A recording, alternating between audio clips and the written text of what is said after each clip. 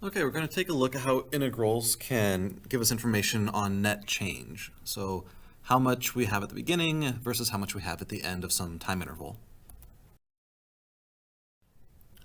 Okay, we're going to go ahead and take a look at this using an example here of a bee that's going back and forth from the hive to a flower. And let's say that this graph right here represents the velocity of the bee at any time in minutes.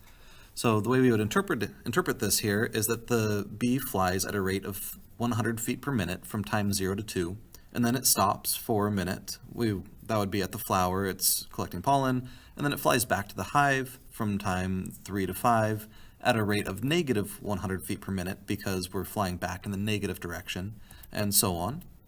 We can find how far the bee is flying during each of these time intervals by finding the area between the curve and the x-axis, or the t-axis. So the total distance traveled by the bee would just be the sum of all of these areas, regardless of the direction that he's flying, whether it's in the positive direction or the negative direction. We just want to know how far this bee went altogether, and in this case, 700 feet.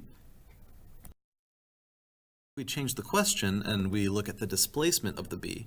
This is how far the bee is from where it started. So it flies out 200 feet, but then it flies back 200 feet. We view that as being a negative value because it's below the t-axis. And then it flows in the positive direction 200 feet, and it flies back 100 feet, and that brings us to time 10.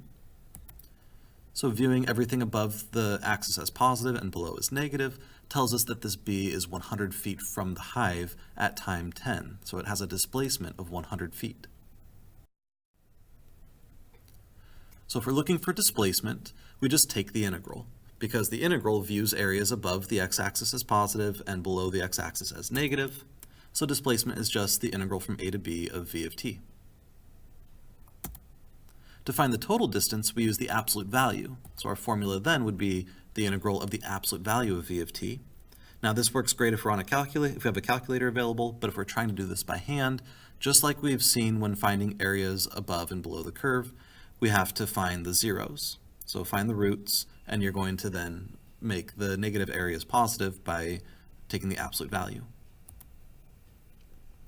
And just to be really clear, if we're using a calculator, just throw in the absolute value and the calculator is going to take care of it for you. Okay, let's take a look at a velocity graph here.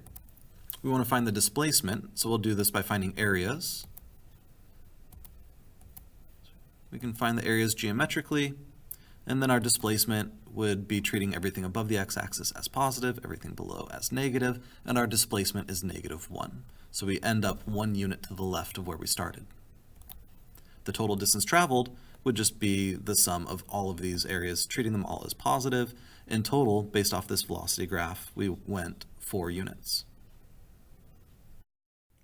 Okay, this same technique can be used anytime we're given a rate. It doesn't have to be necessarily velocity. It can be the rate of anything, and we're trying to find an amount. So let's say that in some country, they consume potatoes at a rate, c of t, equal to 2.2 times 1.1 to the power of t. So this equation here tells us how fast the potatoes are being consumed, not how much is being consumed. So if we want to find how much is actually consumed over some time interval, we need to take the integral.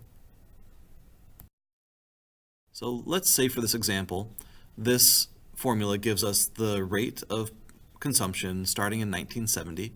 We want to know how many bushels were consumed from the beginning of 1972, that'd be t equals 2, to the end of 1973, which would be t equals 4, because it's that full 2-year time interval from 2 to 4. So the total consumption is the integral from 2 to 4 of c of t dt. Let our calculator do the work there, and we get 7.066 million bushels consumed over that 2-year time period. Okay, we have a nice formula we can use anytime we want to find final position.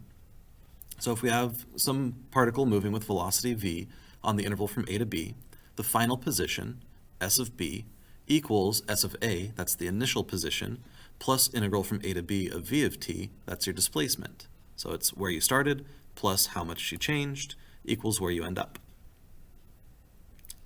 And I want you guys to realize that if we just subtracted s of a over to the other side, this is really just the fundamental theorem of calculus, telling us that the integral from a to b of a function equals the antiderivative at b minus the antiderivative at a. We just rearranged. We could relate this to final amount, just change the names of the values. So we would say a of b equals a of a plus integral from a to b of r of t. So take the integral of the rate, you find how much is, what quantity has changed over that time interval, add that to how much you started with, and you'll find out how much you ended up with.